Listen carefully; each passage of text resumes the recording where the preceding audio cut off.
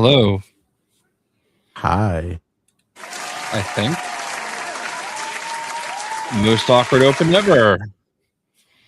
I have no idea what's going on, but this is the after show.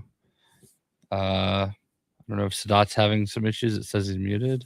Have to do But everything. Jesus Christ. there we go. Jesus Christ. There we Jay. go. It's a conspiracy. It is a conspiracy. I'm always trying to set up Sadat for failure. Always 100%. Welcome everyone to the Aftershow Podcast. Hope everyone has had a blessed week. As you can see, we have a special guest. We would have had one more, but he is having technical issues. So get well soon, my friend. In the meantime, we will gladly always settle for King Greek. We love him around here, the carry god himself. How you doing, my friend? Well, I'm alive. That's always a positive development. Continue to live. And how you doing, Mr. Shock Blast? Here you are a little under the weather. Yeah, not feeling great. I went over to my mom's for St. Patrick's Day dinner. A little corned beef and traditional Irish fare. And I have not felt great ever since. So I think she's trying to kill me for the insurance money. Makes sense. I haven't. Thankfully, I didn't have any Irish food this week, but I did try out that viral Costco cake that everyone's talking about. It's like this multi-layer chocolate cake with a chocolate chip cookie on top. Apparently, it's supposed to be the best dessert ever. Yeah. It's definitely in my top 3. I will say, of all time. I will say that absolutely fucking delicious. I tried the Big Arch. I did too. I tried the Big Arch and the new Whopper, one of the new Whoppers. I didn't know there was a new Whopper, but I knew there's a Big Arch. It was okay. Hot take. I think the OG Big Mac is better, just at least in terms of sauce. Like I feel like the bread and burger quality is better on the Big Arch, but I agree. But the sauce, I thought, kind of just ruined it for me. I didn't like the sauce. Yeah. Also, Costco, I'm telling you, they have these burnt ends. If you're ever at Costco, heard about those. I got them just random to try them last time we were at Costco, and I wish I bought 10 boxes. It was so easy to make, and it was literally the best frozen food item I've ever purchased ever. They were so easy to cook, and it was god tier. I'll add that to next week's agenda. I have literally never had burnt ends before, so this will be a nice little experiment. Sorry for the big back discussion to start off, but I thought it was appropriate. Shout out to Gio for being first. Congratulations, my friend. There you go. What's up, Calvin? What's up, Travis? How you doing? What's up, Super Patrick? Kangaroo? What's up, Ski? Old Man Eastwood in the building. What up? What's up, Gabe? How you doing? What's up, Harmony?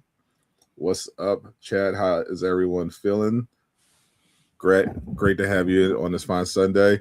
Not a whole lot happened this past week, relatively speaking. Obviously, war aside, in terms of the entertainment world, except for the launch of Ghost of Yotei, Legends mode, which I am thoroughly addicted to, and a little bit of Marvel stuff. But this coming week is going to be absolutely ridiculous for everyone, but particularly superhero fans.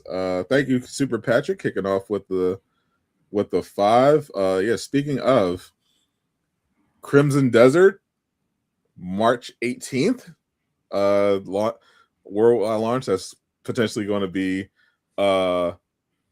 game of the year contender, or at least challenge GTA 6 if GTA 6 comes out this year. I think the only game that realistically has a chance of challenging GTA 6 in terms of sales based on the hype level. But for superhero fans, holy, oh my God, we got Marvel Rivals Season 7 launching on Friday, and for the most of the week, there's going to be a bunch of content previewing it, getting everyone ready, as well as the early access thing that all of us are going to be participating in. So we get to play it. We'll get to play it a little bit early for you guys.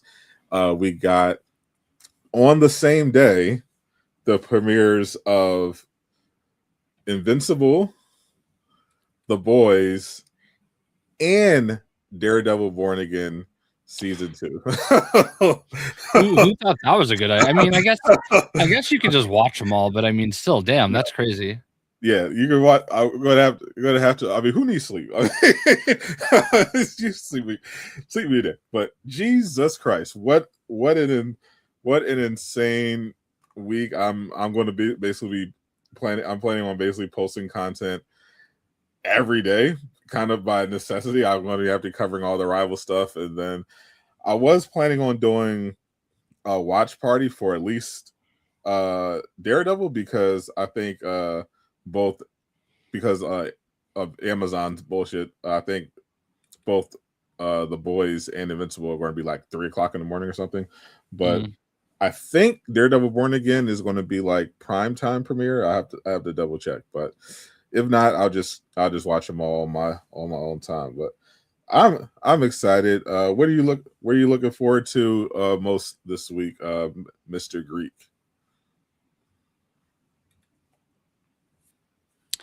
He's muted. He is muted. Well, I am obviously. I mean, I'm caught up on The Boys, so I guess I could probably watch that. I'm obviously excited for Daredevil Born Again. Absolutely, it's going to be so great. 6 p.m. Pacific, so 9 p.m. for us for Born Again. That's good. Thanks. Right on time. Right. I was right on the money. All right. So, we'll catch up with Greek when he's unmuted. Yeah. So I'll probably do a little watch party for Daredevil Born Again Season 2. I'm definitely pumped. I was bummed out the day that Legends dropped. Evie had to go to the groomer, and it's one of those things where like I couldn't commit to anything because like she could be done in an hour, she could be done in 3 hours. So I know a time they told me, and then by the time I got back and settled in, you were like well into what you were doing, and I did watch for a bit though. It looks good. I haven't had a chance to jump in. I have been fairly addicted to Pokemon Pokopia, which is lighting the world on fire right now. And actually, believe it or not, I mean, it could potentially be a contender for Game of the Year. It really changes the way that you look at Pokemon, because like you are playing the game. I don't know how much you know about it, but you're playing. I hear it's basically Animal Crossing. Yeah, so it is basically Animal Crossing meets Minecraft, but you're playing the game as a Ditto. So you are actually talking to the Pokemon like you normally would, and some of them are very charming. So it's pretty cool, and I'm not particularly good at it, but like all of my algorithm right now is showing me like nothing but their content, and I am very untalented. Don't clip that. I can't even. It's a black screen for me, so I can see nothing. So, but yeah, it's yeah. Anyway, also this week we do have the new Fortnite season, which there is a little bit of controversy there. I don't know if you've heard about that. I've heard nothing. So they raised their prices on V-Bucks. What? Epic Games raised their prices? Yeah, it's like I don't remember them ever raising their prices before. But they made some adjustments to the way the V-Bucks pricing is. And it's like, stupid. Did they lose some there money? he is. Did they lose money or something? Well, their traffic is down like 20% this year. So like they're not getting as many people in the game. And they also sued famously Apple and what's Samsung, Android. They won both, but lots of lawyer fees. So and as you know, as a business mogul, Jay, graph must go up, or jobs must go. I think it's very, very stupid. It's a stupid thing to do because they've already introduced these things called they're companions basically, and they've also introduced kicks in the last year. So like they're selling shoes for your characters. You can buy like a pair of Yeezys or something. Shoes. Yeah, you can buy like they've got like different Nikes and Jordans and Adidas and everything. All right, and they're not. So they're literally NBA 2K. That's literally what NBA 2K does. They're not cheap either. They're like the cost of a skin, for just the shoes. And then there's these little companions that don't do anything. They just run around with you. And they're selling those too. And then there's car skins. Like literally every little thing is monetized in the game. And you would think that just having all these new things, and Ski said you can purchase stuff in the creative mode. You would think having all these new things, new revenue streams would be enough. Plus Rocket League. Yeah, plus Rocket League is part of it. Yeah, so like you'd think that's enough, but apparently no, it's not. Never enough. I will never move on. No, I'm not going to move on from Fortnite because I still got to say use creator code JShockBlast when you overspend on your V-Bucks. Or creator code Durag. Or Durag, either one. Just use one of them. I still have the disc for Fortnite. Yeah, I mean that's a rare thing. So like anytime anything anybody ever increases their price, people are losing their shit over it. And yeah, they did make Save the World free. And they're still going to show up. And they're still going to buy. Yeah. I mean, 20% left of them, but still, they're the 80% remaining are still going to show up. I mean, just like we saw this song and dance with Nintendo. Remember how everyone was like making this whole big deal about the Switch 2? Oh, I can't believe the pricing. Oh, we're not getting as many regions. Oh, I can't believe how much of this. We had content creators like, oh, I'm not going to do it, and then they all bought the fucking thing. Yep. And then all their games are selling through the roof. So yeah, like Pacopia, like actually had Amazon had a price increase briefly this week. Like they raised the price of the game by $10, and not like a seller on Amazon, actual shipped by Amazon. They randomly at one point this week raised the price to $79.99, and it was sold out everywhere too. So like the physical copies, I did manage. I went to Target on release day and I was nervous. I did manage to get a physical copy, but I was like the guy that was with me and me. We got like the last two that would be on the shelf. Because while they were finding them for us, the person that does the pickup was also there trying to get the game, and he needed 3 copies, and that cleared out their physical stock that they had. So, yeah. So this is what happens when Nintendo actually releases a good Pokemon game instead of mailing it in.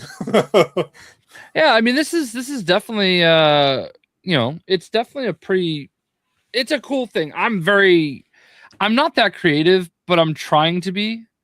So it's my village, my thing is not going to look anywhere near as good as anybody else, but not true. So Jay only uses his hands, famously. Yeah, I mean Eastwood had to blow a Greek to get to Mykonos. Congratulations on Diamond, unrelated King Eastwood. So Unrelated, of course. Yeah, I have not played a Pokemon game. I think the last Pokemon game I played was Pokemon Snap on the Nintendo 64. I have been completely out on Nintendo, but shout out to everyone who has. Are you supporting Nintendo, King Greek, with your hard-earned money? I doubt it. I've been playing Monster Hunter Stories too. Based. Different company, different game. But for those that know it, it's quite literally just Pokemon, but Monster Hunter. Damn You right. can do co-op. You can do trainer battles against other monsters. The last time I believe I gave Nintendo my money was when I bought my first Switch that I had my manager at GameStop put on hold for me. I haven't bought the membership as far as I can remember. Every time I get back on my Switch after a few months, they give me a free 14-day trial. So thanks to Nintendo for that. I haven't bought a Nintendo membership in God knows how many years because I just keep getting the 14-day membership every time I go back. I don't have any problem with Nintendo. They do make fun games. They do make cool games. But no, Nintendo has not seen a dime out of my pocket the past few months, unless any game that they've dropped has released on PlayStation or PC. You know what's funny is I have the Nintendo Online, whatever they call it, and I don't pay for it. There's another YouTuber that I know named Pack Attack. He's got like almost 5 million subscribers, and like years ago, he just put me on his family plan and never took me off. So he just like keeps updating it, and I've tried to like use codes before, and it says you're already a member. I'm like, all right, cool. I still talk to him and everything, but like, he's like, yeah, I mean, I'm getting it anyway, so I don't have anybody else to use it for. So, I mean, if you don't care, I don't care. I'm like, all right, thanks. So, lesson as always, make friends. You never know when they'll become a famous YouTuber. Well, I mean, we met through Lego Gaming and everything, and he's like just a massive creator for the Lego games, and he does a lot of the Mario stuff, a lot of the party games, and his channel it's been huge for a long time. And he has never spoken a single word on any of his videos, and I don't even know what he looks like. Oh, that's aura right there. It is. Congrats to him. Yeah, I have not given the evil Nintendo Corporation any money so far. The only money spent on them was from my mom when she bought me the Game Boy and Nintendo 64 way back in the day. But yeah, after the 64, I just became a full Sony pony, except for my brief Dreamcast era. And I've not had the desire to go back to Nintendo, especially after getting into content creation and seeing all their bullshit lawsuits in lawfare. So I'm good, but glad everyone is enjoying their Nintendo experience out while you're playing your Pokemon Crossing. I'll keep grinding Ghost of Yosei Legends because that mode is peak. I have all level 110 max gear. Oh wow. And I haven't even finished all the story missions. I've only done one story mission. I just keep grinding the survival mode in the one mission. I will say this: Eastwood has adopted the philosophy of say one good thing so that you can say 5 bad things, and I can't hate the player on that one. Damn right, because that is also how I work. Yeah, I think that's how people manipulate our president as well. How will Crimson Desert run on base PS5? You would have to ask Digital Foundry. I think I saw their review. I'm pretty from what I looked. I only saw a little bit of review, but their console review was for the PS5 Pro. I don't imagine it'll be dramatically different because I don't think the PS5 Pro is dramatically different from the PS5. It will have a PS5 Pro mode, but yeah, your main difference is that with your Pro you get more storage, storage space, and you get like an extra gig. And games now, when they have a PS5 Pro optimization, you can get the ray tracing without sacrificing the frame rate. So you can go 4K 60 for standard games, and if you're playing Marvel Rivals, you can get 120 FPS, which is very, very, very nice. But from everything I've seen, Crimson Desert runs amazing on everything, even on like where people have been using this to dunk on Unreal Engine because Crimson Desert is using their proprietary engine, and it basically can run on a potato despite it being like an insanely massive game. So the optimization seems to be great. For everything I've seen, like people were just thinking this is too good to be true. Apparently, this is the one time where it's too good to be true, and it's also true. Like it's it just is what it is. It is a massive game where you can pretty much do everything, and it runs great no matter what you're playing on. So I wouldn't worry about it especially if you're on PS5. It should be fine unless there's like some rare bug that pops up, like I don't know, they accidentally show your IP address, but when would that ever happen? Anyway, the other big thing happening this week is, of course, Marvel Rivals Season 7, and we're finally saying goodbye to Marvel Rivals Season 6, which divisive season, I would say.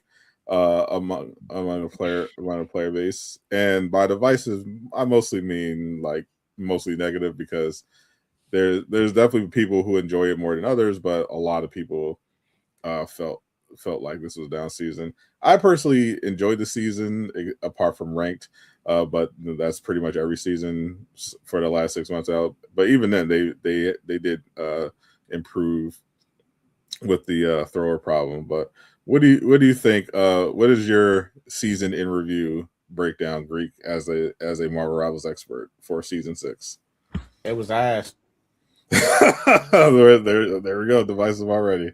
Care to elaborate? No. Jay, what is your season 6 review? What do you think? What did you think of season 6? I see you just got legendary Deadpool. I did. So obviously, one of my holy trinity of characters hit the game. Deadpool, the character I've most wanted, basically the whole time. Yep. And it was awesome. I enjoyed him. I played way too much. My number one character in time played is Moon Knight with like 52 hours. Until Deadpool, how many hours of Deadpool do you think I have? 500. I'll just tell you, 101 hours. Okay. I like doubled up my previous number one most used character just for Deadpool. So now I will not be using him for a bit. I'll let everybody. I will say this, and I said this to them last night. I do want to thank the people that played with me during this season. Because once we got to 6.5, I turned into Hogpool, and I insta-locked him every chance I could. I very rarely let anybody else play him when they played with me. The first time I've ever abused my powers like that. As you should. And I do appreciate... And it won't be the last. Maybe, but I do appreciate the everybody was patient and let me go through this, and because I really wanted to get a character to legendary, and I wanted it to be Deadpool, and it's not hard, but like it's just very time consuming. So I'm glad it's done. Yeah, I'll feel you there. I'll be doing the exact same thing when Nightcrawler comes out. No one who plays with me will be allowed to touch him. Yeah, I mean, it's just one of those things where, like, when you love a character like that, like, and don't get me wrong, I love Thor, and Thor is a little bit different for me because of the personal connection, but Deadpool, like, heel pool is like just so my style, and I just really enjoy playing him. I do not. I tried tank pool the other day because, like, I don't know, sometimes the people that play with us are morons and, decide to go quadruple healer. And it's like, all right, fine, I'll do something, but, I don't know. I was terrible as tank pool. I just haven't done it. So tank pool is my most played version of the pool. I played a lot of heal pool at the beginning, but just to test them all out. But he's better at farming, and heal pool is better for farming in the 18v18. Yes, but tank pool is my most played in every other context. I play him everywhere else. Played him in competitive, and I thought by the trip based on the trailer that tank pool would be the best version, and I was correct because he is fucking insane. he is hard. He is much. His skill ceiling is definitely higher, and skill floor is higher as well. Like if you're not using the right upgrade path, you're not positioning and playing properly, you're going to be complete ass at him. He has a very specific play style that works, and if you can do it well, you're gonna kind of just run the lobby, or at the very least be extraordinarily annoying to deal with. But if not, you're going to be dog shit. And there's no other thing. I just really enjoyed the heel pull play style, on top of the fact that in order to get to legendary as quickly as possible, you have to play. You don't get any real bonus for doing tank pool, which, some people don't give a crap about that, and that's fine. That's, it isn't always about, like, your progression, right? Like, you still play to win the game, but yeah, I am definitely looking forward to not being asked if I showered as often. So somebody actually responded to my my video, or my my tweet with a touch grass gif, and I responded with ladies first. Yeah, this is I don't think there's anything wrong with playing your video game and doing it. You're just literally just playing it on one character. You found a character you love and you're playing a character. I mean, it's literally what it's for. That's what the rewards are for.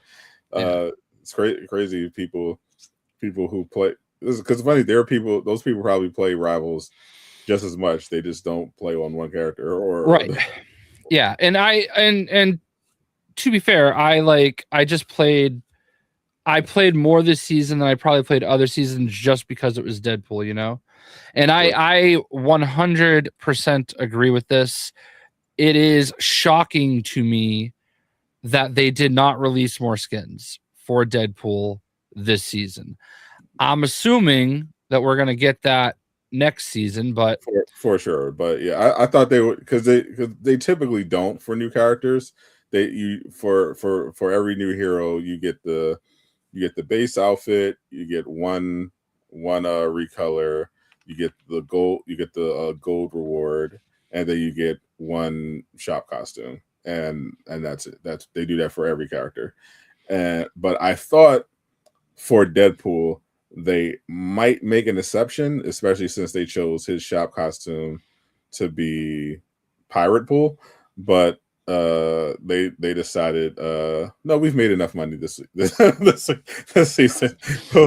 I actually had a semi-viral tweet this week because of the Fear Itself thing and Daredevil Born Again skins coming out.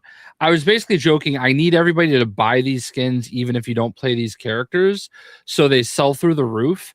And the devs can be like, oh, maybe we shouldn't make so many original skins and actually tap into the character versions that people already know and love. And I suspected that people would push back more, and they didn't. But also some did. Like, obviously, I don't care if you spend your money on it, whatever, it's fine. But like, I'm just. We actually had a situation where they had an original Emma skin, and then 3 weeks later, another original Emma skin, and they're both fine. Like, they're good.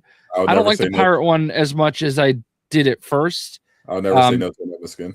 Huh? I'll never say no to an Emma skin. Right, and that's fine, but like, come on, man. Like, at some point, like, they do a good job making original skins most of the time. The disco stuff was not for me. The sweets, the candy, sugar cake skins, not for me. But like, we love these characters for like them being who they are, we would like to see, I speak for the entire Marvel universe when I say we would like to see more of that, or at least a little bit more balance, I'm the meme of the guy, the one guy standing up. I like the Marvel Rivals original skins. but like, I don't have any hard numbers, but I felt like this season it was like 70-30 original, and it's just kind of. And the originals are fucking gas. Like, did you see the Twisted Nightmare Captain America and Moon Knight? Holy fuck! I don't like the Moon Knight, to be honest with you. I don't really like the Moon Knight one. It's not bad. I think they're all fire. The Captain America one is amazing for sure. So, what's up? Oh yes, you're having a stroke. But I just want to see more comic-based skins. There's so many good ones. Like, can you believe for Iron Man, we really don't have like a really great like armor? They don't have an MCU Iron Man yet, do they? Yes, they do. They have Endgame. Endgame. Okay, but like, think they of all. They also have a Superior. Okay, but but think of how many suits this guy has, right? You've got the Mark 1, you've got those two. The Extremity and then is also comic based. I guess. Sure, but like, there's just so many suits they haven't done yet, and it's wild to me. I don't know. I don't play a lot of Iron Man, so I guess I forgot about the think about it. I think only maybe 3 of his skins, including the default, are original. The rest are actually comic pulls. I like his Big Shot one as well. The blue suit one. That's also based on a comic book. Yeah, he's got the pirate. Really? I mean, all right, sure. The pirate, the default, and there's one more that I can't think of, but I know there's one more. The pirate. I know I have the original they had was the steampunk one. I remember. I have that. Did they ever release that? No, not for the general public. No. Oh. They have there was also like the Dark Medieval one. Right. No, Blood Knight. Yep. Okay, that's the third one. Yep, that's original. Yeah, I'm sure we'll definitely get more because season 7 in addition to new characters, we got the first PvE mode of 2026, and it's part 1 of their series of a new PvE content based on Path to Doomsday. It's going to be a series of PvE content releasing every season leading up to Avengers Doomsday, and they're each going to be adapting an Avengers movie in order. And of course, we're starting with Avengers 2012 during season 7. It launches in April, and we get to play as Loki, and also fight against Loki. And this will, of course, take place in New York for his invasion. I'm very excited. They so far they confirmed we're getting the MCU Loki costume from Avengers 2012, but I imagine that we'll also get the other costumes from Avengers 2012. At very least the base Avengers, since they're all in the game: Hulk, Cap, Widow, Iron Man. They all are in the game, so they all should get their Avengers 2012 looks, which I will 100% get that bundle. I got to. This just came across my feed. It's a very haunted image. Mustacheless Pedro Pascal. Ugh. He looks weird. He looks sick. Very weird. White Fox is, you've literally never seen the character in action. What do you mean? Yeah. I'm very intrigued to see how they do all this. I guess everybody is all caught up on what's his face, Black Cat being, what's up, casual. We actually don't know who's under the mask. Could be anyone. Yeah. Black Cat having that situation this week, where her wanted posters all slashed up. People are saying she could be a tank. Yeah, because they looked at the height. I think those people are going to be very disappointed. She's got to be DPS. They're assuming the height behind it means she's going to be 7'5", and as much as I would absolutely love 7'5" Felicia, and we'll have dreams about it later. Yes, as long as everything else is proportionate with that height. I think she's going to be normal size and a duelist, and I'm pretty sure the 7'5" is a reference to season 7.5. Yeah, not her literal height. So that means White Fox would be first. Yeah, that would mean White Fox would be first. Huh. I feel like it's 50-50 because never got the tall girl draw because you are not a man of culture. You think it's going to be 50-50? I'm confident that she is not 7'5". Yeah, I mean, no. I mean, her boobs might be, but yes, but the rest of her. Sorry, no, not that. I meant in terms of who's coming first. And honestly, I think it might be Black Cat, and that's specifically. That's what I thought it would be. That's specifically just because I think they're gonna. I think they're going to break. I think they're gonna break the streak of like characters to expect. Because I think they're gonna break the tease of like putting the most popular character second, because it's like don't get me wrong, Jean is definitely a more popular character than Blade, but she was not more hyped up than Blade because technically is she though? Wait, is she actually? I don't think she is. I mean, well, see, with comic book people, I would think so. With comic book people, yeah. Because think about it, like there's a lot of black people that love Blade, but then there's a lot of people in general that just love mutants as a whole. Yeah, I'd say the comics, for if you're talking about comic books, but I think Marvel. Yeah. If you're talking about Marvel fans or superhero fans in general, Blade, if we're talking about the casual fan, I would say Blade, and that's just because the average person knows Blade more than they do Jean. And they outnumber the recently, maybe, I don't know. But what's the word? Like the reason for why I do say that is because the reason why I say people were more excited for Blade than Jean is because Blade was already teased. Like going into season 1, we had Blade. He was locked up in Dracula's castle. Everybody was like, "Oh, when are we gonna get Blade? When are we gonna get this? When are we gonna get that?" He was already on everybody's mind before Phoenix even got here in season 3 to begin with. So just based off up until so just based off first appearance alone, people were more excited. But people were more excited for Daredevil, but he came second. People were more excited for, funny enough, I think Johnny and Ben. Instead, we got Envious and Reed first. People were more excited for Ultron over Emma Frost, but we got Ultron second. No, yeah, we got Ultron second. We've always been getting the more popular characters second, and unless until they Deadpool. into Deadpool, and they did break that trend. So unless they want to keep it going, I think there's a solid chance we could get Black Cat first. I do feel like this is definitely not going to be a tank season because we've gotten. By the way, Gene's gameplay trailer 2.8 million views. Blade's gameplay trailer 6.6 million. That is crazy. Just saying. Those are very good talking points. But yeah, I definitely think that Black Cat is going to be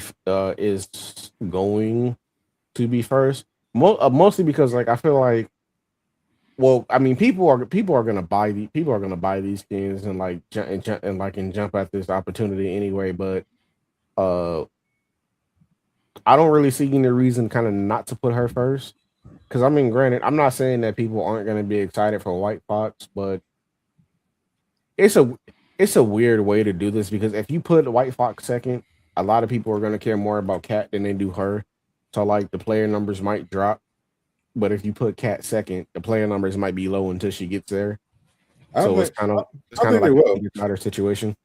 I think it will because I think they don't have to worry about that in particular with season 7 because they've shown with like lesser known characters in the past that people, a bunch of like Angela, that people will still show up in large numbers for a new season of Rivals, and I think this season in particular is going to get a lot more viewership because we're going to have the Avengers 2012 PvE mode coming within a few weeks. So regardless, they're going to have a huge spike of players.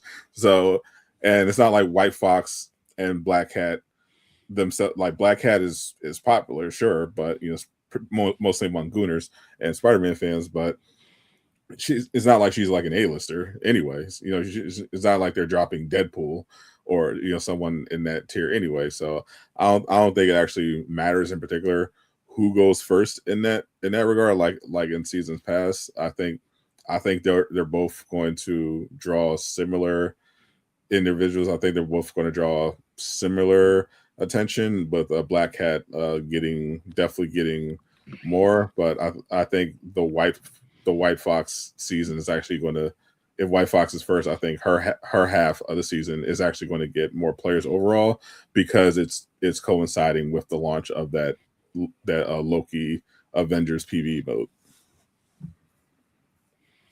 Wait, that mode isn't coming until April, right? Yeah, which is it's March 20th, and when launches. So yeah, it's not going to be that long. It's going to be it's not going to be I'm assuming it's not going to be 6.5 because that's 7.5 should be like May, I believe. Yeah, 7.5 should be May. So yeah, so 7.0 is still going to be the Loki season. So we're gonna have it. I do. I thought of something when I was looking at my background. I just wanted to make sure Travis got to see my brand new CM Punk side plates. I know he's a big fan. Anyway, continue. You continue. All right, we'll continue. I think it makes sense, like, because I didn't actually realize that they were in comics together, Black Cat and White Fox. So like for synergy purposes, it makes sense that they both go at the same season. I just don't know that it's a great idea to have two characters that are D-list at best. Like, don't get me wrong, Black Cat is known. Maybe we could say C-list, definitely because of the Marvel Spider-Man game. Obviously elevated her a little bit. We haven't seen her in any of the live action stuff that I can remember. Mhm. She's known, but she's like kind of generic Catwoman. Remember though, Jay, this is Marvel Rivals we're talking about. And I understand. Never underestimate the power of the goon because Emma Frost was not an A-lister, and when Marvel Rivals put her in, massively popular. Even Angela. Yeah, Angela's a better example. No one knew who she was.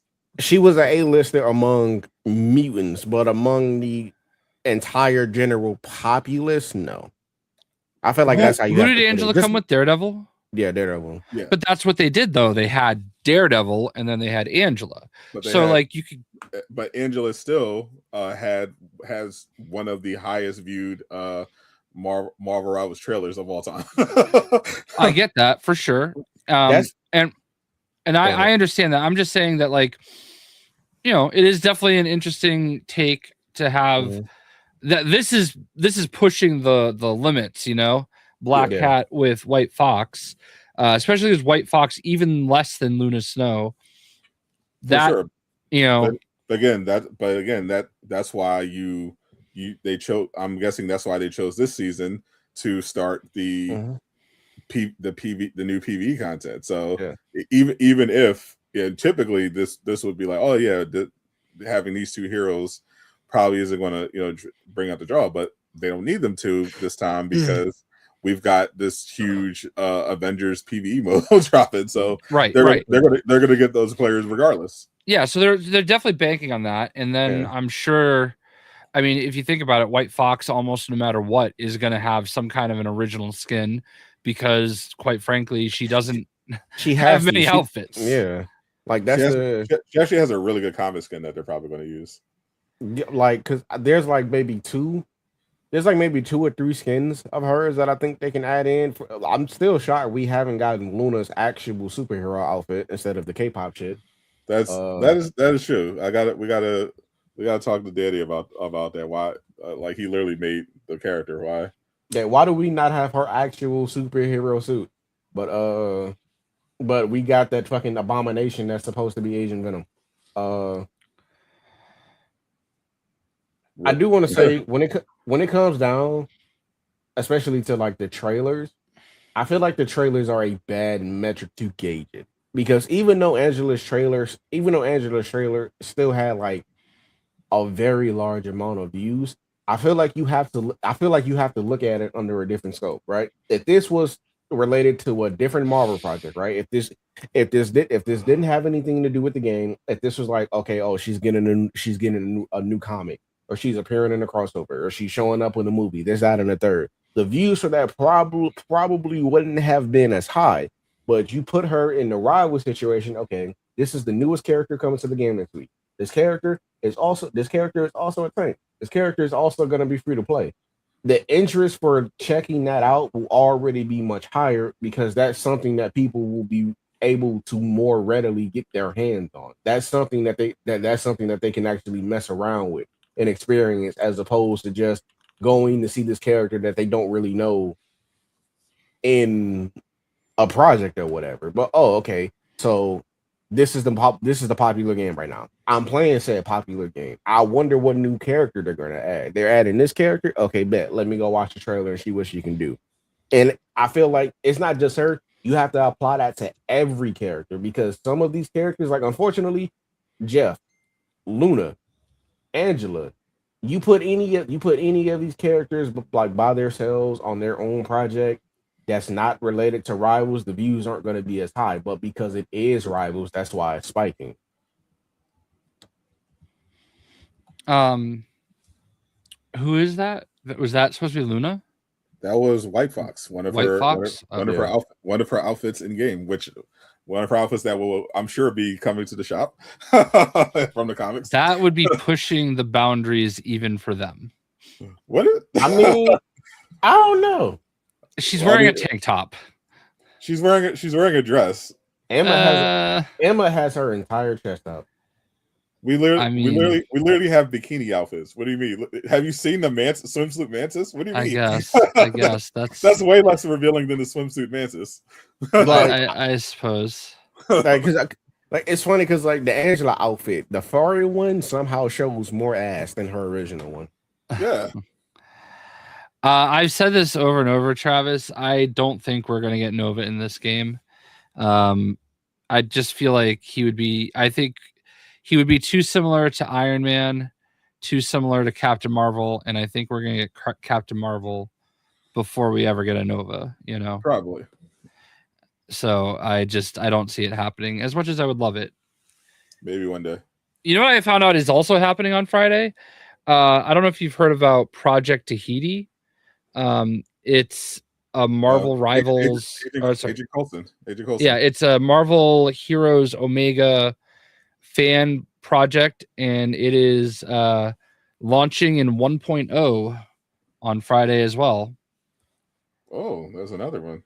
And I did play it before I went to Germany, and it was like going back in time, man. It is pretty crazy. So I will have to check that out at some point too. I've never actually played Marvel Heroes. Oh, you didn't play it even when it was on PlayStation? Nope. There are some people that know me as much for that game as they do Lego games. So yeah, I know. I remember that was big for you. I completely skipped Marvel Heroes entirely. I think during that time I was playing like when did Marvel Heroes launch? 2013. Ooh, yeah, 2013. 2013, 14. I wasn't even really playing games. I was just going to clubs and parties with my people. When I was playing like NBA 2K and stuff like that. Yeah, I didn't really get back into Marvel games until like Spider-Man 2018. Mm-hmm.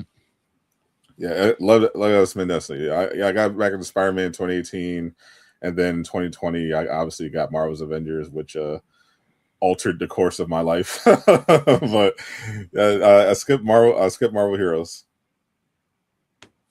They waited too long to get it onto console, and yeah. Is there controller support for Tahiti? I don't know, but I'm going to be honest with you. It's one of the very few games in the history of PC games that I have ever been able to mouse and keyboard. Seems like because it's like Diablo. It's like point and click. So you do use your powers and everything, but it's way easier. So yeah, it makes sense. Yeah, I'm definitely going to be too busy to play Marvel Heroes. The Marvel Heroes thing, plus it's only gonna be on PC. So yeah. I mean, I have a PC downstairs. I could probably run it, but I'm probably going to be too busy with everything else. Right. Marvel Rivals Season 7 launch day, so I'm going to be streaming during that day for sure. Definitely come by the stream if you want to squad up Greek. I will be happy to play some possibly White Fox games with you. Wait, what's that? Wait, what happened? We're talking about Marvel Rivals Season 7. Lock in, buddy. if you thought about I hit Celestial. I hit Celestial like a week ago. I'm retired. Yeah, there you go. Yeah, retired until Season 7. So I'm retired. This is gonna be my last season on Rivals, everybody. You're actually retiring from Rivals? I don't believe it. It doesn't work the same because we can't actually see you. Yeah. I think Greek is what the kids call a capper in this situation. They always say they're done with Rivals. They always come back. So we'll of course see Greek for season 7. Definitely looking forward to I'll do my hopefully we'll get some big changes to competitive and balancing on top of everything else. We'll find out with the Division video and everything and the patch notes. I'm definitely looking forward to some of the changes. If you weren't retired, Greek, what balancing stuff would you want for season 7? Can you repeat the question? If you weren't retiring, what balancing stuff would you want for season 7? I'm sorry, my audio cut out. Say it one more time. I'm so sorry. If you weren't retiring for season 7, what balancing content would you want? Nerf Bucky. Bucky not even a problem, but he needs to be nerfed. I don't know why the fuck he's so under the radar for so long. But no, seriously, Moon Knight needs adjusting. Yeah. Elsa needs another slight nerf. Gambit needs another slight nerf because even with what they did to him, he's still one of the most banned characters. He still has a lot of value. Not saying I want them to completely kill his character, but he does need a little bit more of a fix. I don't think the nurse they did in the emergency one even made any sense. Like the literally the only problem with Gambit was his ult. What's the word? So go ahead, Jay. I was going to ask if you saw the latest Kingsman controversy. There's another one. Oh yeah, and this one I think is right in line with what you guys are the ranked conversations. Okay. What's the new drama? Just got threatened and sniped by a hacker group for 10 I saw hours this yesterday. We went from top 30 global on leaderboards with 350 elo into eternity to C1. I wouldn't click on those pictures because some of those comments might get you banned. Okay, yeah. Oh yeah, I see that now. But yeah, I'm gonna just drop it. But yeah, I just saw it. They're weird. They are fucking weird. These are grown ass men. Yeah, I have 10 person was plus saying they eternity accounts. Yeah, exactly. A bunch of people that are gonna run you down in every single get. Sir, I don't. I'm not gonna lie. It's just get fucking click clack keyboard warriors. I have better shit to do than worry about somebody because if it's that much of a problem to you, I'm either just gonna change my name, change my account, or just stop playing. And then just like quite literally none of this shit matters anymore. I have a life outside this game. I don't care enough to take any of these things unless you're actually trying to take my account from me or some other weird shit. I have no reason to really reply or respond to any of that shit. It's weird. They're weird. These are grown ass men. Find something better to do with your fucking day. Actual jobless final boss. Yeah, it's I don't understand. I just don't understand people, man. I just don't why would you first of all, I'm assuming that they hacked their accounts to get to that point. To have 10 plus eternity level accounts. No, they probably just got boosted. You can't what's the word? You can't hack your way to a turn. You can hack and basically cheat aimbot or things of that nature. But you still have to play the game. You can't just hack and then my account's eternity. Okay. You can also buy eternity accounts. That too. I just don't. I can't comprehend what people get out of doing this. Okay, you're fucking with somebody for a little bit of their time. Why? I just don't understand. And maybe it's because I'm older now. I find myself not understanding. Maybe if I was younger, back in my younger days, I would have been the same way. But I don't think so. No. I just can't comprehend what you get out of somebody's just having fun streaming a video game, trying to get by in this shitty ass world, and you're just gonna fuck with their night. and It's trying to like ruin. why? It's not a youth thing. They're just fucking losers. That's what it is. They're weird. If that would have happened to my friend Glad, he would have just went. He would have just got off the game and went to go watch K-pop with his kids. Yeah. I feel like these people overestimate like on how much people actually care about this weird shit unless you're actually threatening something personal. Yeah, it's just petty and just like they have literally they just have nothing going on in their life. That's what it is. Like when I was younger and watching people on and when I would watch people, I've never had the desire to try to threaten them or ruin them just because like because you have to be a fucking weirdo to do that. Something else just happened at the Oscars. Ooh, is it something that's going to get us demonetized? No. Okay. Presenting an award. Look at that outfit. Chris Evans and Robert Downey Jr. Obviously, Robert Downey Jr. in his full Doom attire. Mm-hmm. And they did reference this is the 14th anniversary of the first Marvel's Avengers movie. So wow. Very, very interesting. Very interesting indeed. Also, wait, what was that picture? It was Robert Downey Jr. and Chris Evans at the Oscars. I'll pull it back up. And Robert Downey Jr. his suit is full blown Doom. Oh no, this is not an accident. No, of course it's not an accident. This is not an accident. It's called marketing, Greek. The hackers have also targeted other streamers. Yeah, I just only saw Kingsman's tweet. It got retweeted into my feed. So yeah, I don't know, man. I just will never understand it. Like it's like the same. I mean, the people that come into your stream and somebody came into my stream last night and like, oh my god, I can't believe an Unk is playing video games. And I'm like, I've been making YouTube videos for almost 16 years now. Like, what am I supposed to do? You know, like it's just weird.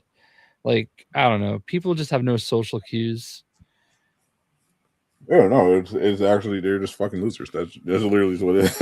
And I think Rivals in particular has for whatever reason attracted some of the actual worst human beings on Earth in general, but definitely it feels like the worst people from every gaming community just for some reason flock to Marvel Rivals and for some reason just won't leave. Like it's so weird. I don't understand. I understand what it is exactly, but it doesn't make it. But that's just the community Rivals is right now. Like I was playing a game earlier, Rivals, because I haven't been playing much Rivals since Yote Legends dropped. Right. But I hopped on for a quick couple rank matches, and in one of the games, somebody started complaining on mic because no one obviously ever comms unless they're complaining, and of course the first person to complain was doing the worst on the team. And then the Spider-Man on our team responded by calling him the F slur. just yelled it out. Speaking of Rivals, you know what skin would sell $1 bajillion? What's that? I just put it on screen. But besides the White Fox one, Tropic Thunder, a Tropic Thunder Robert Downey Jr. skin. Yeah, probably would, but there's no way they would be allowed that would make $1 bajillion. I would quote so many lines every time I'm in voice. Hold on, baby. Don't make me take the clip out. I would quote so many lines. Also, if you haven't seen Tropic Thunder, if you're above the age of 18, go watch Tropic Thunder. That is a fucking amazing movie. And it's going to confuse the hell out of people because not black people. Yeah. No, it would literally for many reasons, we will never see that skin in Marvel Rivals. And as you can see in one of the chats, we've got a classic example of what I'm talking about. So goodbye. Yeah. Oh yeah. Yeah. You leave YouTube comments like you shoot weak loads. You were a weak load. That's why you're barely here. Yeah, it's just weird. Like this is the exact behavior that I'm talking about. It's just weirdo behavior. Like, what do you get? What do you get out of that? We get to laugh at you, mock you, and then you're gone. Like, oh, cool, good job, buddy. And especially rude because his mom complimented me on my loads just last night. So exactly, like we get to make these great your mama jokes. I mean, it's like, thanks for contributing to us being funny and you not. Like, so, I don't know why Rouse is like this. I don't think you're ever going to fix the toxicity problem, but I do think the new thrower restrictions are definitely a step in the right direction.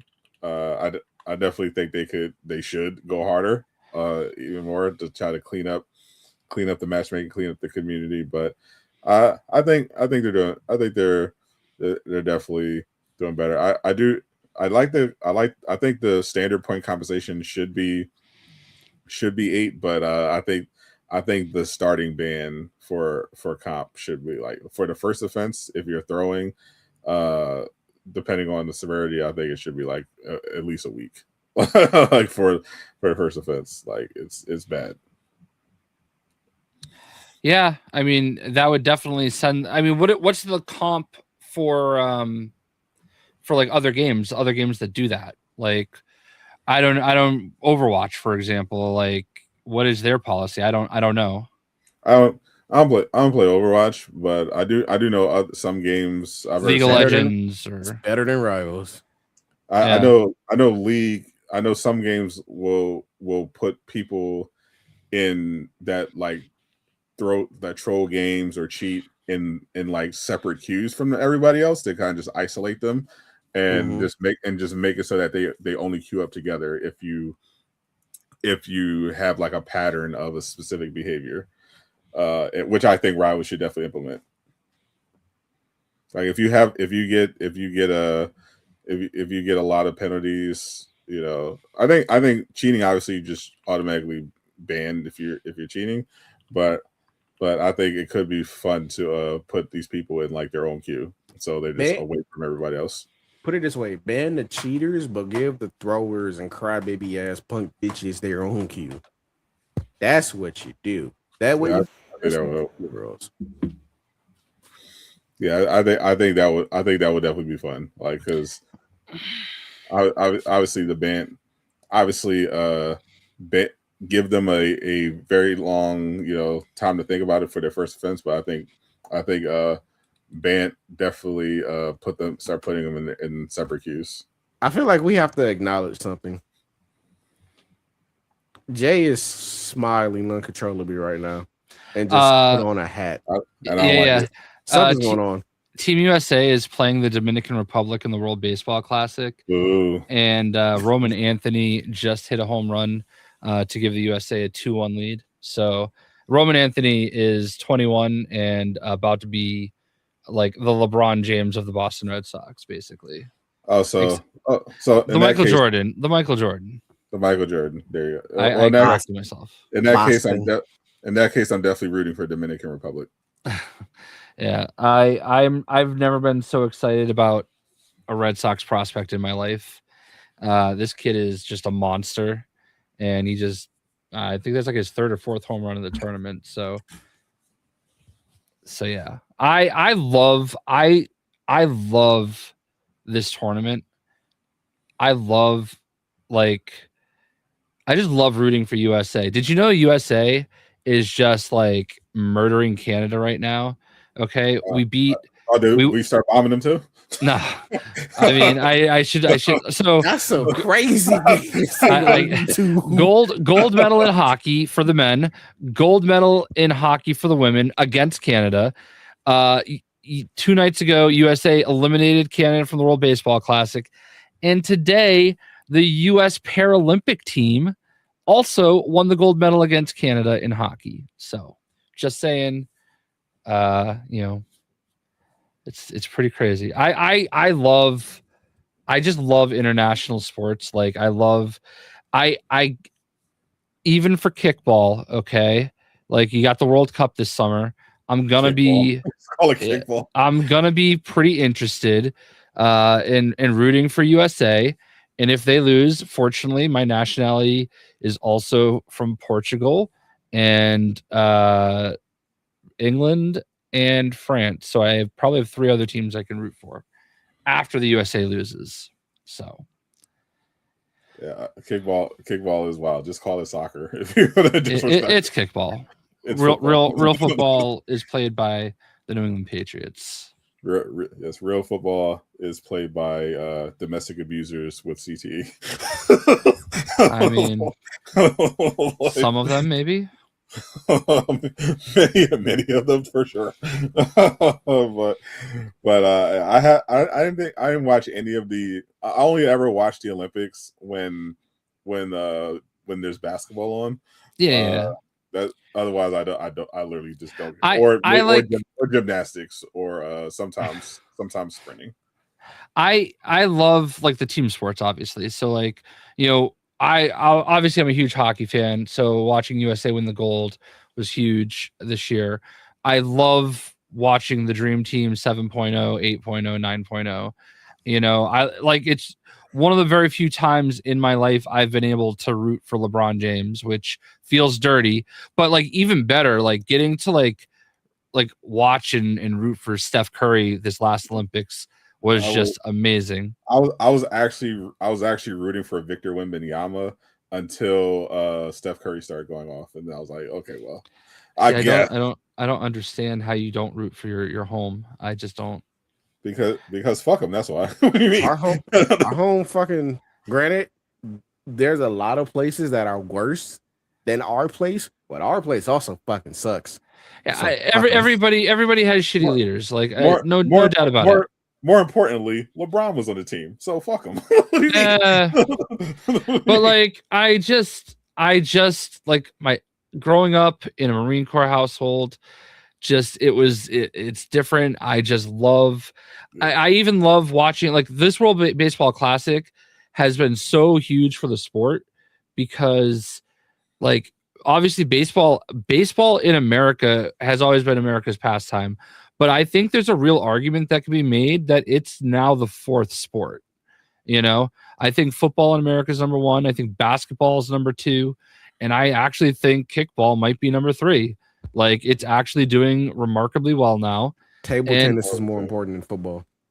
No.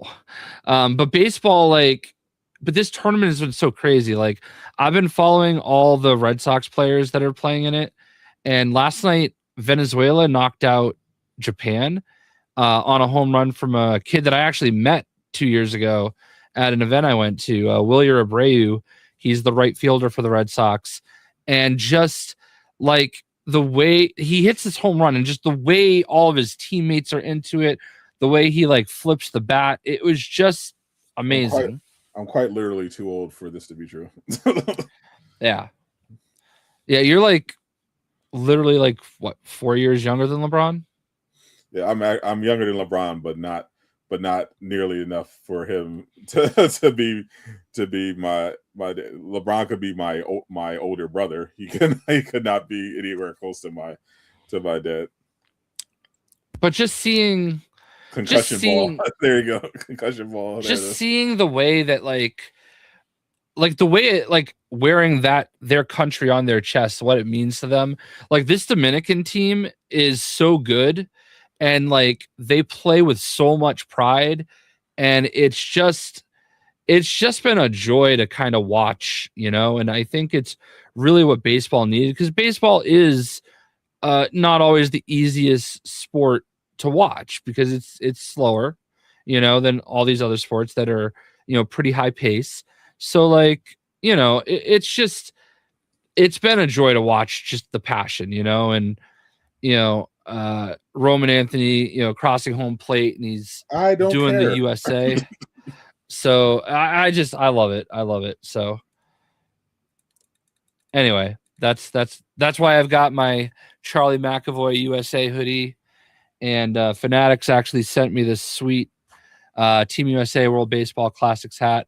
Shout outs to my my homie Ruben.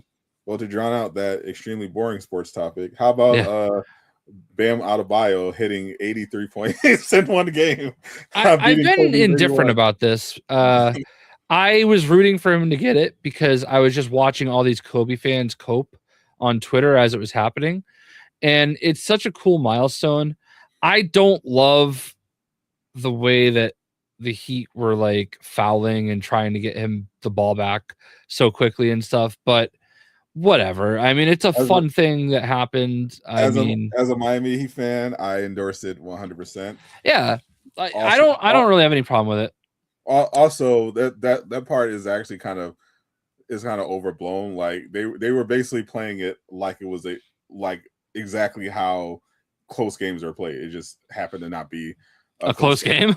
Yeah, I mean that's obviously the argument. It's like one of those unwritten rules. Yeah, they were intentional. They were fouling like it. They were actually hard fouling Bam, trying to prevent him from getting the ball. And it got a little Mickey Mouse in that fourth quarter for sure. But definitely love that this put more attention on Bam, because people have not. The casual NBA fan he's a really good player. They've been sleeping on him. Like Bam has. He was known mostly as like an elite defender. He's consistently been like a top 5 defender in the NBA for like the last several years, but people didn't notice that he's also like significantly improved his offensive game. Like he's like I remember I was watching a podcast with Mike Beasley on. Shout out to Michael Beasley, one of the coldest scorers in college basketball history, certified bucket 1v1s as well. And he said that the hardest person he had to play 1v1 was Bam Adebayo, and he played. Bam has traditionally been a Celtic killer, so.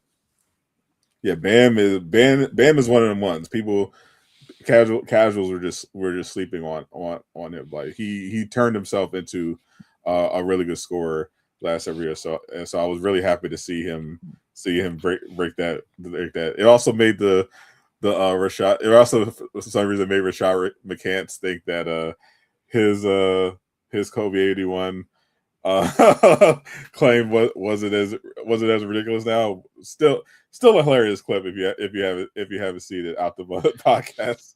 I'll say this though, 43 free throws is such a wild number on paper. Ridiculous. But like somebody like did a video showing all the fouls, and I would say 90% of them were legit. Yeah, you have to call them fouls every time fouls. Yeah, because the Wizards, that's the other thing. The Wizards, people are underestimating. Yeah, that's a lot of fouls, but the Wizards are dog shit at defense. Yeah. Like they're a terrible team. They can't play defense, and Bam is a really good player. They had to foul him. Yeah, it is kind of like no disrespect, but it is kind of wild to see the top be Wilt, Bam, Kobe. You know, 100%. It's hilarious. It's like some my career NBA 2K shit. Right. Like again, no disrespect to Bam, but like you definitely think of him as a great player. You don't think of him as, Wilt Chamberlain, Kobe Bryant. You're not expecting him of all people to break those records, which is what made it so weird. But the funniest part hasn't even been him getting the record. It's been everyone else. Like, as a Boston's fan, I'm pretty sure Jay will appreciate this joke.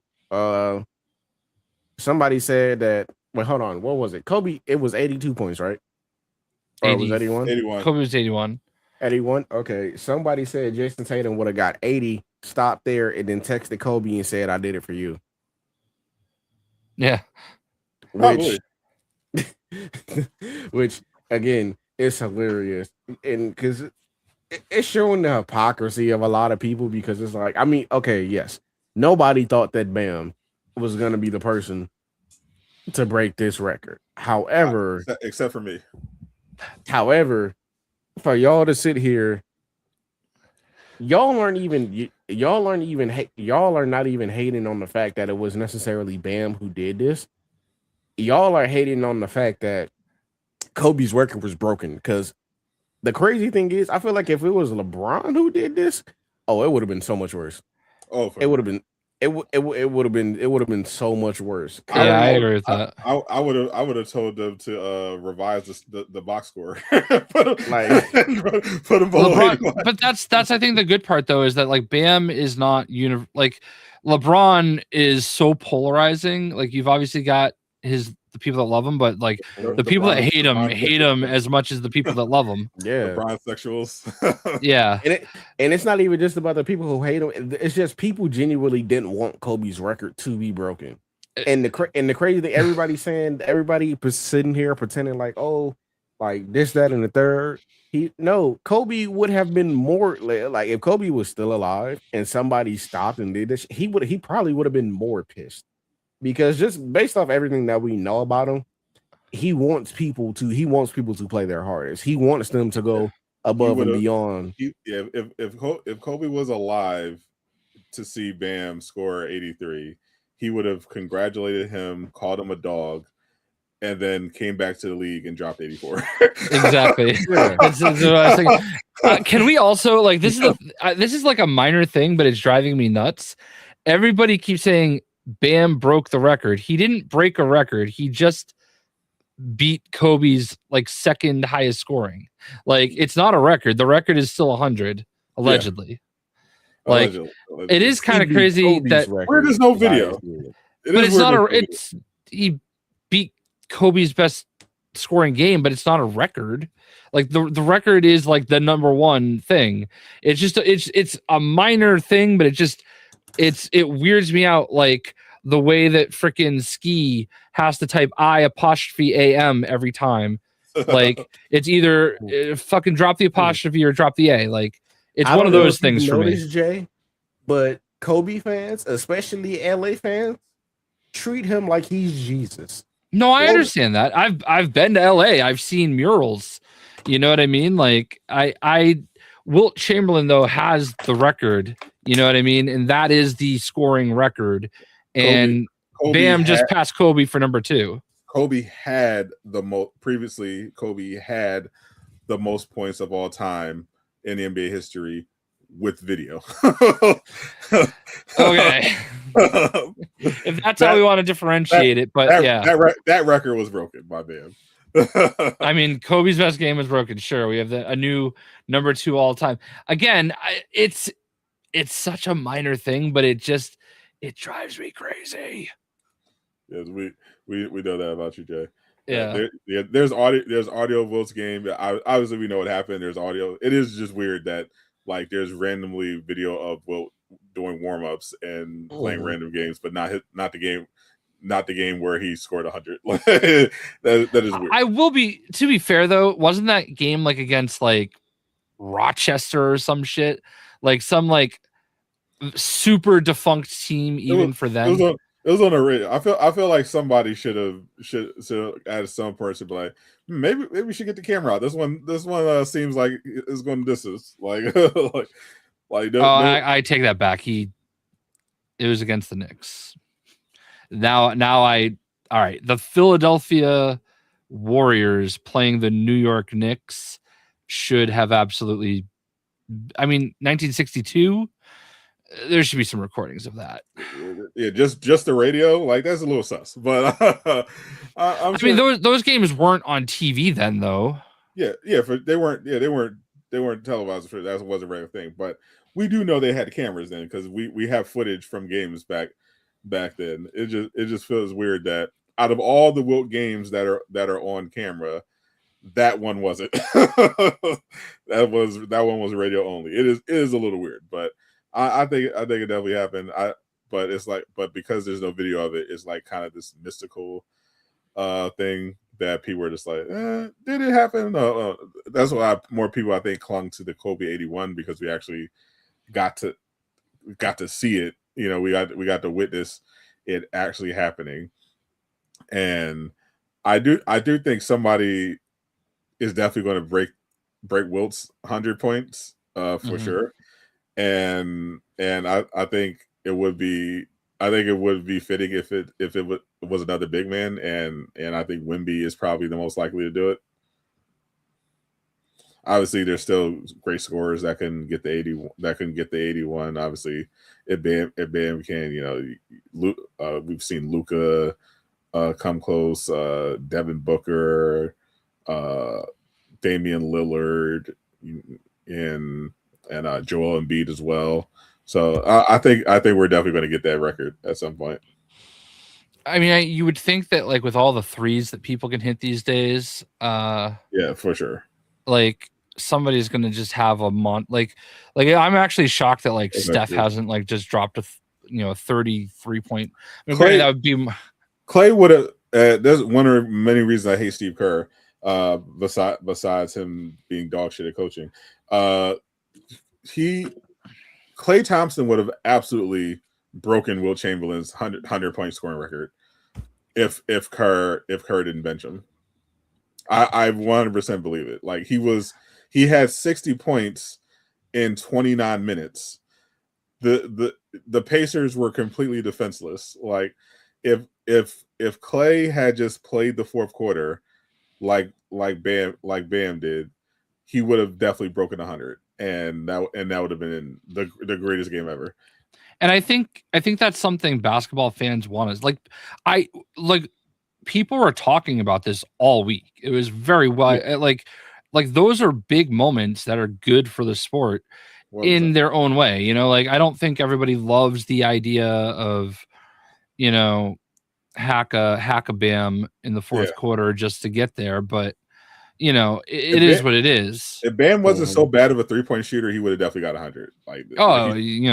That's why I said I'm surprised with all these 3-point shooters that, you know, we haven't like seen. Yeah, because what typically happens is once they get to a certain point, they either get tired or their coach benches them. And unfortunately for Bam, he's a freak athlete who doesn't get tired, and Eric Spoelstra is an actual great coach who was like, hey, he could get the record. We're going to leave him in and let him get it. You know, this is something that, you know, taking it back to like the Patriots and Tom Brady, like there were some games where I'll never forget this game we played against the Dolphins. He had 6 touchdown passes in the first half and basically didn't play the second half. Like there are definitely some records he could have broken if it weren't for the whole unwritten rule of, okay, well, the game's kind of over. Let's just get everybody out. You know what I mean? I hope this broke the unwritten rule because fuck it. I want to see someone get 100. Yeah. In one. It would definitely be interesting. Who do you think? I think you're basically saying Wemby is most likely to do it. Yeah, because he's already unstoppable. He's already nearly unstoppable. Like, and he's a good 3-point shooter. Like what are you going to do? He's 7 for 5. What are you going to do? Like, yeah, I mean, that's how Wilt got 100. Yeah, like you literally can't stop him. Like if you put the Spurs, I'm definitely circling the calendar if the Spurs play the Wizards or somebody similarly dog shit.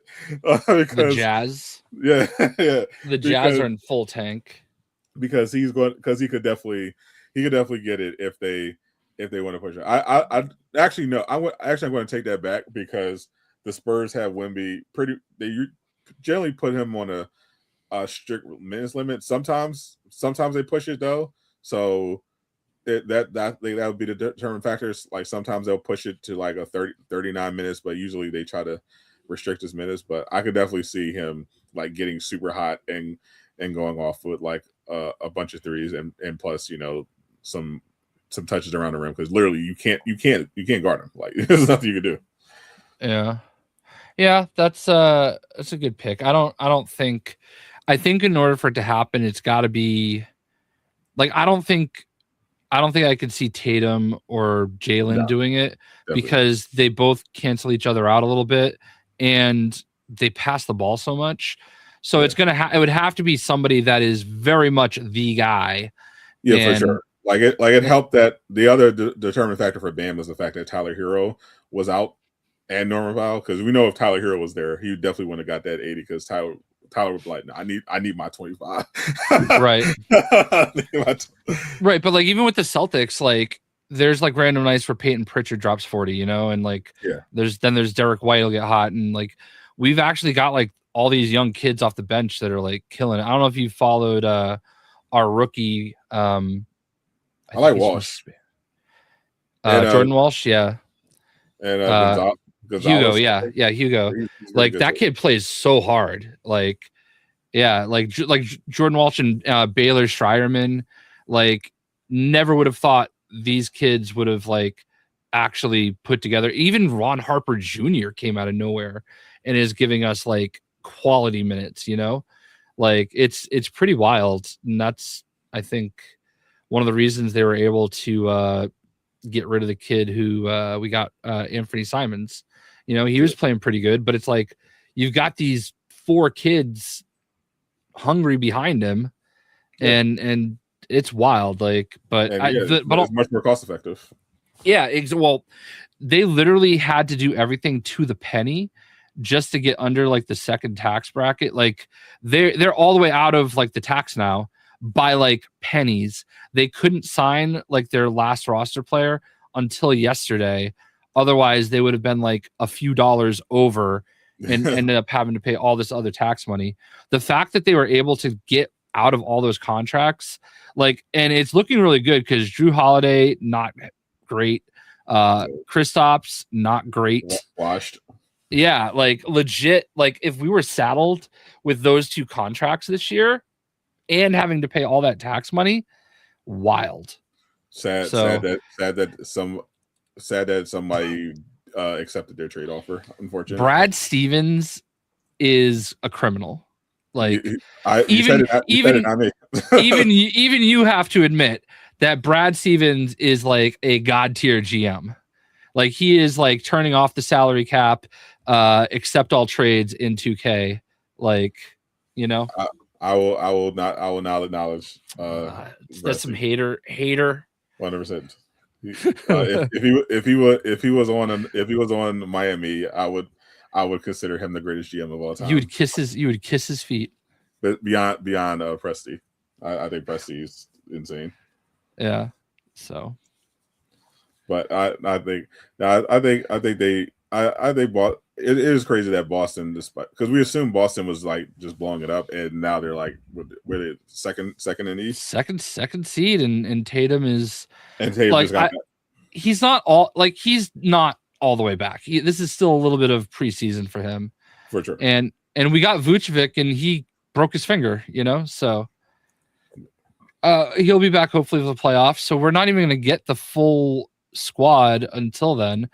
I'm not counting on them winning it all. I'm not going to get my hopes up, but I do think they've got every bit of shot as anybody else in the East.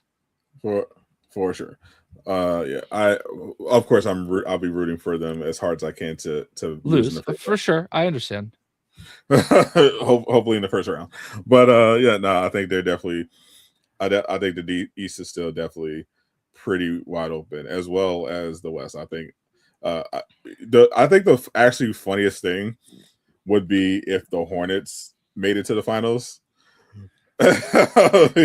because they have been playing insane. Like they came into Boston and beat us. Yeah, their net based on their net rating, which has historically been a great indicator for to see people who are going to make it to the finals or win.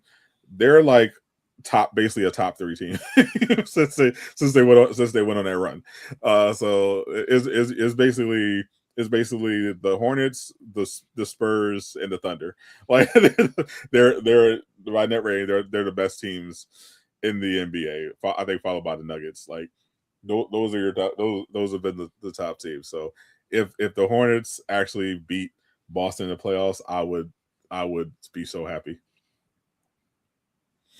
which is crazy because earlier in the season they were like considering not only they were in the running for not only a lottery pick, but people were saying they should trade LaMelo Ball and Mr. 6'7" 6'7" himself, and look how that turned around. Like that's crazy. The only other team that made a similar run was the Clippers, and they responded by blowing up their whole team. Yeah, this is I just want everybody to get healthy and get to the postseason. You know what I mean? Yeah. So we love that. Speaking of healthy, we, as we mentioned, healthy week for superhero fans, and we have one thing we haven't touched on yet is The Boys, a topic Jay always loves to talk about, and you are actually caught up. You didn't catch up with Gen V. No, it wasn't your thing, but you are caught up with the main line, The Boys. Yep. I mean, yeah, I'll need to watch that refresher at the beginning of the first episode, but sure. I'll pick up on where we were. Yeah, I watched all of Gen V. I think it was really cool. It's a nice little companion story to the main story, and I'm definitely hyped for the main season. And in particular, I'm hyped to see if the Chuds crash out again on season 5, now that they realize that the boys have been making fun of them the entire time. Is this the last season? The last season, yes. There's obviously a spinoff in the works. I don't know if they're going to continue Gen V, but there is another boys Soldier Boy spinoff. There's a Soldier Boy one. There's supposed to be a mainline one, a new mainline one that takes place in like another country, but I think there's going to be a Soldier Boys. Yeah, there's definitely Amazon's going to milk this brand for all it's worth. So this is technically the final season, but we're not. This is definitely not the last season of the Boys related content. Is there some version of Amazon Prime, like some new version? Because like I feel like we've been getting ads lately, which whatever, but I have regular Amazon Prime. Yeah. I don't. Yeah, this was I don't know when they did this update, but Amazon changed it so that your Prime membership no longer comes with completely ad-free viewing. It's actually an add-on. I think it's like a couple bucks, like $1 or $2 or something like that, to get Amazon Prime Video without any ads. Gotcha. I have to figure that out because we don't use Prime a lot, but it's you should be able to do it in subscriptions. Yeah, I noticed. I noticed. I think I noticed an email or something about it, and I was just like, fuck it. It's because I already thought, because I already get a lot of value out of my Prime membership. I was like, okay, this is a little scummy, but I can stomach it. To be fair, Crunchyroll is on Amazon Prime.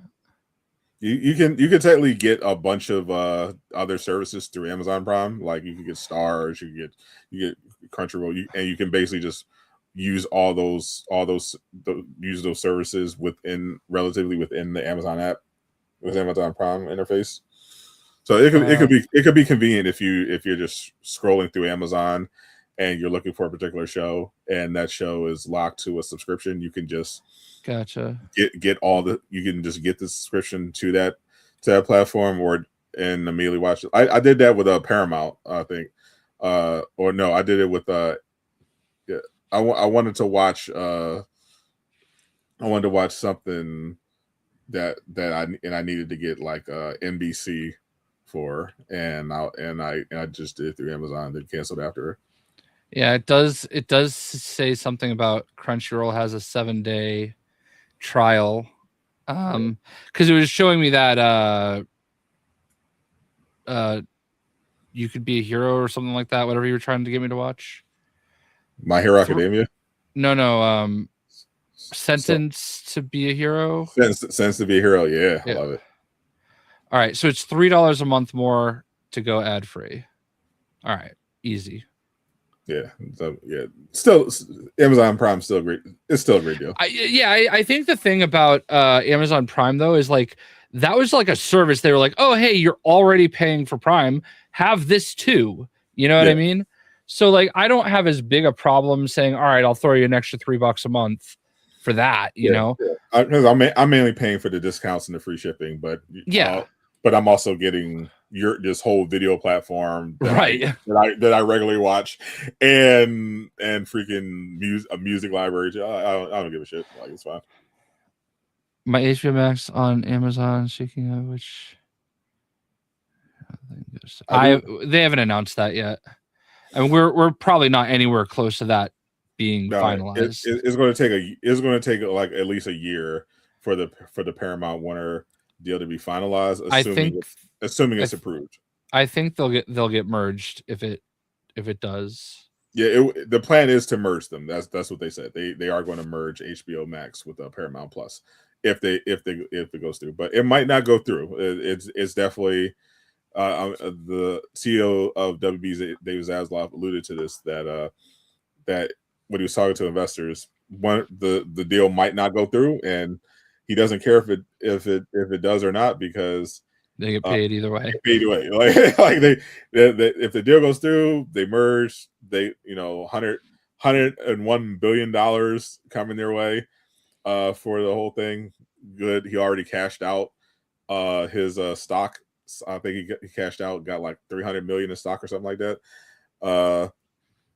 And if the deal falls through for whatever reason, then Paramount has to pay them like $8 billion. So either way. Yeah. I saw something that kind of, since we're talking about the deal, that WB Montreal had some layoffs.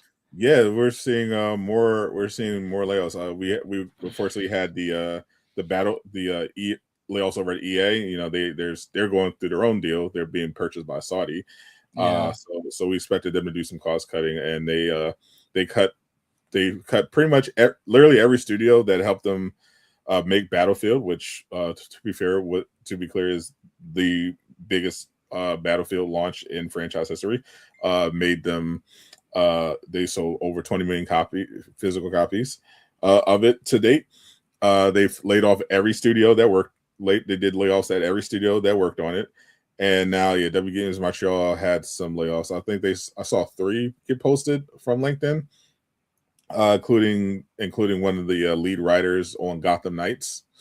I'm sure somebody is out there cheering. But I enjoy Gotham Knights.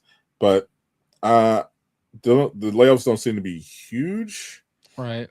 So fortunately, but it's always unfortunate when you see layoffs. But I'm surprised WB Games Montreal didn't have layoffs before that, but because they've mostly been working as a support studio before, then they get their chance to do games every once in a while. They did Arkham Origins, which did really well.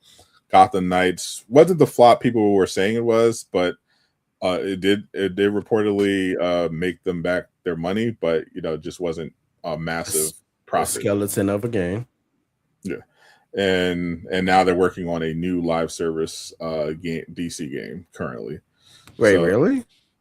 Yeah, they confirmed they're working on it's based on the description. It's multiplayer. It's going to have post-launch content, and it's confirmed to be DC. They also hired a new person because they had a ton of people leave the studio. Why it's a little surprising that they had layoffs, but they did hire. Most of the people who left were like in the leadership, and they hired the guy that used to run Bethesda to run the studio now. I think his name's Yves Lachance or something. He used to run Bethesda, and now he's in charge of W Games Montreal, and they're doing a new DC live service DC game, which I'm looking forward to. I hope it's Teen Titans personally. Are we about to go 0 for 4 with live service games? 0 for 4? Listen, if Gotham Knights, Avengers, Suicide Squad, Gotham Knights. Gotham Knights was not live service though. If we're talking about superheroes, we can't say can't say 0 for because Marvel Rivals was a massive success. Yeah. No, I'm not counting that. I'm saying 0 for 4 would be the new game failing. But Gotham Knights wasn't Avengers live was service. Avengers was Marvel, and Gotham Knights wasn't live service. No. I mean just superhero games in general. Well, you have to count Marvel Rivals because it's a new game that is live service. Anyway, you know what? You are absolutely right. If we're talking about superhero games in general, we can go. We're going back to. It's mostly been Insomniac carrying. We had Spider-Man 2018, obviously huge success. I mean, if we go mobile, Marvel Snap was pretty successful. Obviously, Miles Morales, Spider-Man 2, all very successful. Midnight Suns underperformed. Guardians of the Galaxy underperformed, but then had a big resurgence after through word of mouth in Game Pass. Marvel Rivals, massive hit. Gotham Knights, not Avengers, obviously big disappointment, but still strong first month sales. Suicide Squad, complete failure. Gotham Knights wasn't live service, wasn't a huge hit, but it did make them their money back. So yeah, now we'll see how the rest of them turned out. But yeah, I'm definitely hoping that this one is good because I think there's a big market for a good superhero multiplayer game that's PvE and not just strictly PvP. Yeah, I think if Gotham Knights had stayed live service, it would have done better.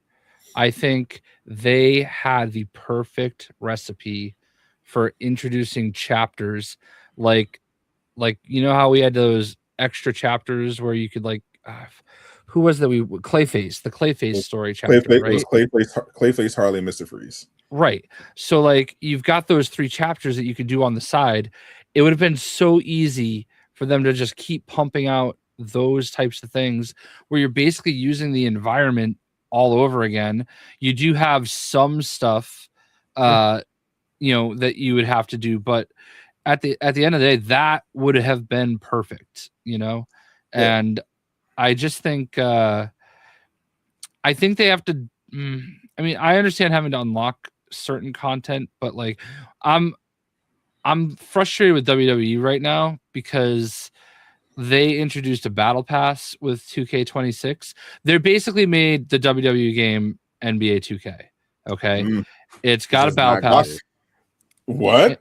And it's the first patch this week adjusted the XP you earn per match and made it so that a match had to be longer than a minute in order to earn XP, because people found a way where you could just have Brock Lesnar fight Eric Bischoff in this one specific match, and you could get through the match in 7 to 10 seconds, and you could turn off the entrance, turn off the cutscenes, and it was just people were getting through the whole battle pass in 2 to 3 hours. I never had a chance to try it, but I just first of all, the content I made that has done well in the past for this game flopped this year. And it's probably because I didn't get the game until it actually launched. I usually would have had all those videos ready to go day 1, but instead they ended up going up day 4, and that made a little bit of a difference, I'm sure. But regardless, it's not a game I'm known for. And I want to love it. I want to play it more. I'm not the best at it, and I can't get good.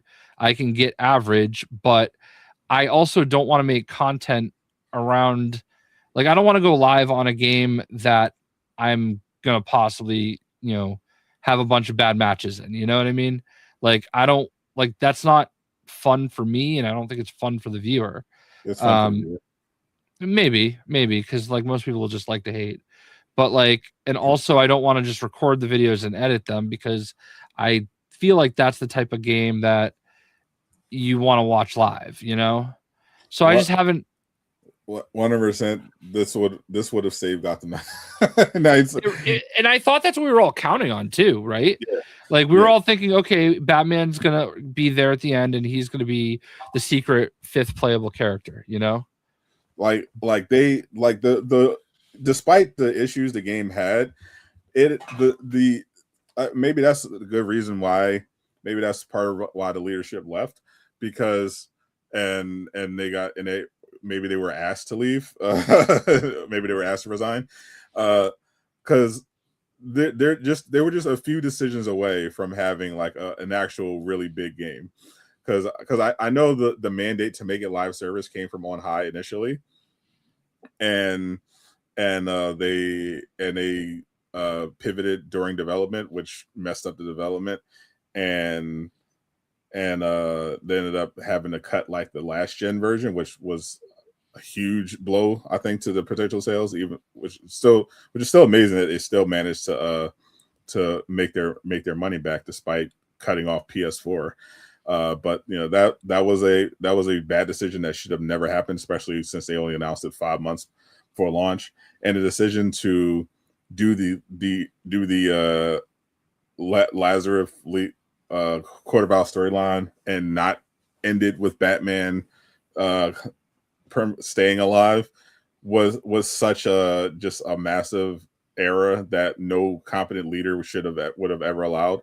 So if they had done a couple things, if they had just made sure it launched on no matter what, it launched on PS4, and even if they had to delay again, make sure it launched on PS4, or just have a better development cycle so that doesn't happen in the first place, and make Batman playable at the end of the game, and add a bonus, add a Batman prequel DLC, and then continue on with more DLC. Like I like the Starro thing. They had a Two-Face thing planned that didn't make it out.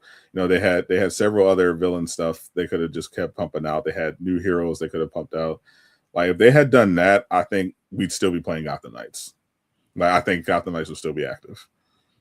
Yeah, I agree. I think it's a missed opportunity, and it's unfortunate because I really loved that game, man. I thought it was so much fun. I really enjoyed it. Yeah, especially I thought the multiplayer was surprisingly good. Yeah, exactly. So, I'm really hoping whatever W Montreal is working on is great. And that's fair to say. Now we're talking about Gotham Knights. So that was like 3 years ago. That came out in 2022. Yeah. 2020. Yeah, I think it came out a little bit different then than now, for sure. Yeah. At this point, I have no sympathy for anybody that doesn't have a PS5 or a Series X or whatever. It's been a long time. Yeah, we're 6 years in. Yeah, at the time Gotham Knights came out, it was a huge deal because most people were still on PS4 because like nobody could get a PS5. It was hard back then to get those consoles. It was very hard to get a PS5 because of supply chain stuff. So yeah, it actually that was a legitimate, and more importantly, they announced that it was coming on PS4. That in the initial launch. That was what it was really. That was really what pissed people off. They didn't say, "Oh, this is next gen exclusive." They said Gotham Knights is coming to all major platforms, including PS4. They announced that, and then they waited until 5 months before the actual launch to say, actually, it's going to be next gen only in PC. That's what fucked them. This isn't a classic port beggar situation. This was legitimately, they promised one thing and then pulled the rug 5 months before launch. For no good reason, by the way, because like the game didn't look like it needed to be next gen exclusive. Performance wise, definitely wasn't next gen. It was locked at 30 FPS, and until they patched it, the performance is actually pretty bad in some areas, particularly for multiplayer. Yeah, it's unfortunate though, like I said, because I really felt like that game was so much more positioned, for interesting add-ons and whatnot. For sure, because Avengers had a lot of fundamental problems that was just going to prevent it from ever actually getting where it needed to go. Whereas Gotham Knights, I think, had the infrastructure to be really good. Yeah, for sure. But that's why I have confidence that whatever they're going to do next, if they just stick to the plan, because you could tell that there was a plan for that game and it wasn't there, and it wasn't followed through on. So yeah, I think fortunately they're in a much better situation for the next game. Fortunately, it's sad that they had some layoffs, but everything still seems to be going forward, and they are in a better leadership position. You got actual emphasis on DC games now. You got a studio head specifically designed to make sure more DC games happen. You got James Gunn over there. You got a new guy running the studio has a pretty great track record at Bethesda. So I think I'm optimistic about this new DC game. I'm looking forward to it. I'm never going to say no to more superhero games, and we got hopefully a couple more this year. Obviously Wolverine. Hopefully we heard something about Rise of Hydra, and I'm hoping it's not a cancellation announcement. But if it doesn't come out this year, which it probably doesn't seem likely at this point, but at the very least we should hear more about Wolverine soon, because spring is coming up. So I'm excited for that dedicated showcase. Indeed. I think we can call it here. I want Jay to get some rest and go to the toilet if he needs to. And I took some Tums right as the stream was starting, and that seemed to help. Tum. Exactly. But I'm looking forward to everything happening. I'm definitely going to need to get some sleep, because there's not going to be much of it happening. Yeah. You know that you're old when you've got one of these just sitting in your sitting at your desk. So for sure. So definitely lock in. Follow all our channels. Thank you for Greek joining. Yeah, in. Thank you, Greek. Definitely lock in. I'm going to be posting I have a lot of Marvel Rivals content planned, obviously, and if you're interested in Daredevil Born Again, I'll try to do a watch party for the premiere that night. And I don't know if I'm going to get an early copy of Crimson Desert. Probably won't, but I do want to actually play it if I can find an opportunity, because I'm very much looking forward to it. So I'm definitely play regardless. I don't know if I'll stream it, but I definitely got to lock in on that game. I'm very excited to try it. Yeah, same. Yep, so have a safe week, everyone. Enjoy yourselves, superhero fans. Be safe. Get well soon. Miller's Internet. Hopefully we'll have them on next week for the season 7 Marvel Rivals review. I'm Snot the Gamer. I am not Casual Avenger. Thank the Lord. And that is King Greek. Zip it up and zip it out. Peace. Black guy.